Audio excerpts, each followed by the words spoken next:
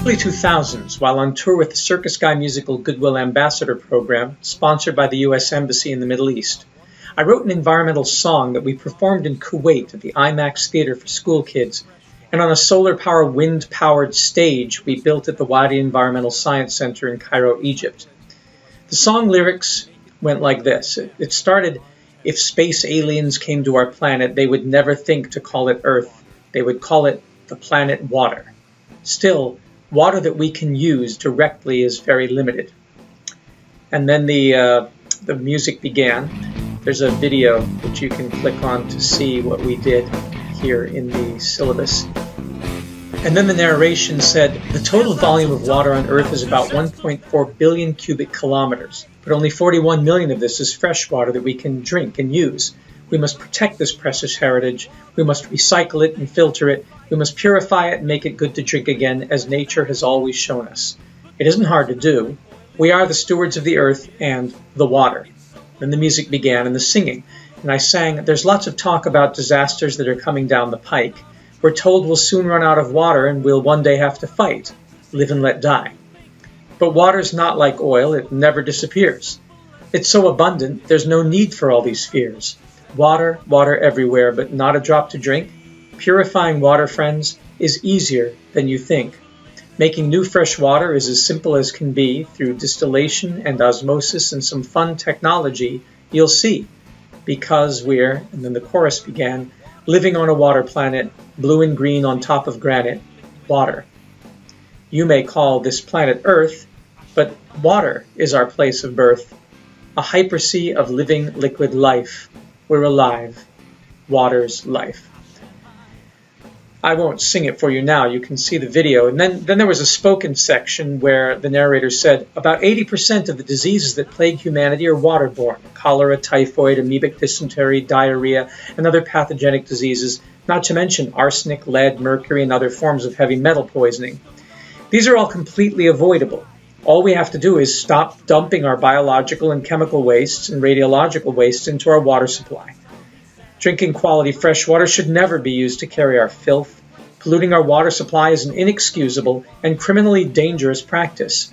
Nobody should ever have to get sick or die because of dirty water." And then the second verse began. "To live we need earth stewardship, to keep our wastes and filth away from water. The burden rests on each of us to learn and then apply to our daily lives. Try to do right. We must learn from nature's plan, learn the balance, understand. Learn the hydrologic cycles water goes through plants to man. Wastes don't belong in water, not in the toilet nor the sink. Filth must be composted, water must be fit to drink. Our rivers can't be sewers, not for home or industry. We can keep our water pure and clean for all eternity, you'll see. Because we're," and then the chorus, "living on a water planet, blue and green on top of granite, water. You may call this planet Earth, but water is our place of birth, a hypersea of living liquid life. We're alive because water is alive." So this was the song that we sang, and then there was a bridge to it that brought out technical information. The bridge sang, "There are living machines that can make water clean again. Plants and algae, it seems, like to play on our team, cleaning our wastes, purifying our streams. Wind and sunlight can power desalinization, making salt water fresh water through distillation. Water is life. Oh, why can't we see it's the reason we thrive? From the waters came life, but we have to be wise. We must filter all water, then return it to life. Living water brings life. Living water is life." And then finally the chorus, "Because we're living on a water planet, blue and green on top of granite, water. You may call this planet Earth, but water is our place of birth, a hypersea of living liquid life. You're alive. Water is life." We sang this song all over the Middle East in these water-stressed areas using STEAM education, science, technology, engineering, art, math, and music, poetry, rhymes, rhythms, as ways of engaging the public in this debate about water. So water. It's supposed to be the new oil, a limited resource that becomes increasingly scarce as development proceeds, inevitably leading to conflict, if not outright war. Water wars, coming soon to a theater near you, or to a community near you, starting with the Middle East, where we already have plunged people into wars for oil. But what is more scarce in the desert and other arid regions than water? So our psyche is prepared to accept this narrative. Makes sense to me, we fought those people over the limited amounts of oil that were in the desert, and humans had lived without oil for 99% of human existence and created civilizations without oil for 10,000 years. Seems reasonable we would then fight over something nobody can do without, doesn't it?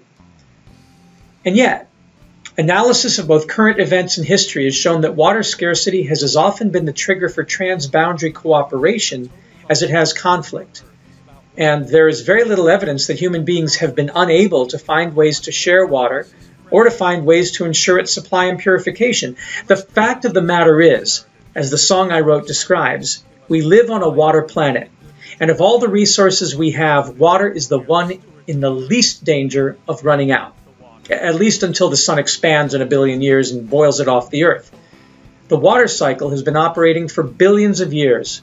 And one of the triumphs of evolution has been, as Lynn Margulis, the biologist, described it, to take water out of the oceans and bring it onto land, not just as a physical process of evaporation and rainfall, creating mountain streams, rivers, and lakes, but as a biological process, creating what she calls the hypersea, a living matrix of water moving about the surface of the earth in the water bags we call organisms. Think of every tree, every blade of grass, every elephant and every ant and every person as a sack of water, or as trillions of tiny sacks of water called cells, connected via watery bloodstreams that flow across the landscape with the movements of the organisms themselves. That is the concept of the hypersea. Life evolved in the water and then took in the water into the embodiments we call organisms and moved the water onto the land. Soil, too, is water. Without water, it would just be dirt. And it would be inert. Soil is a hyperorganism, a distributed organism made up of distributed water. If it isn't moist, it isn't soil.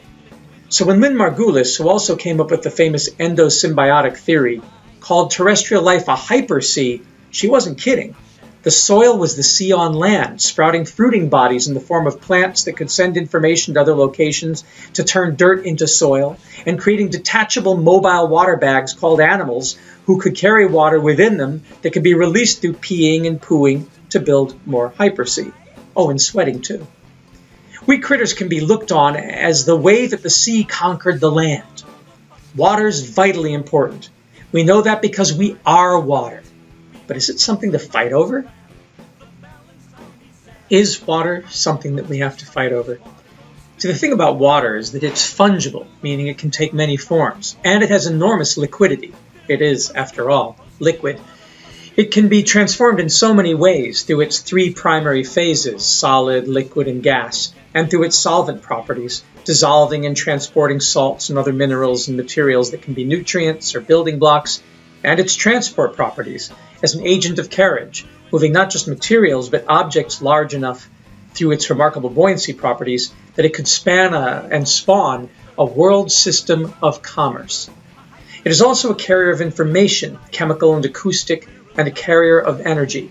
So water is amazing stuff, and the reason we don't have to fight over it is because it can be so easily transformed from dirty to clean, from contaminated to pure. In this module, we show you how.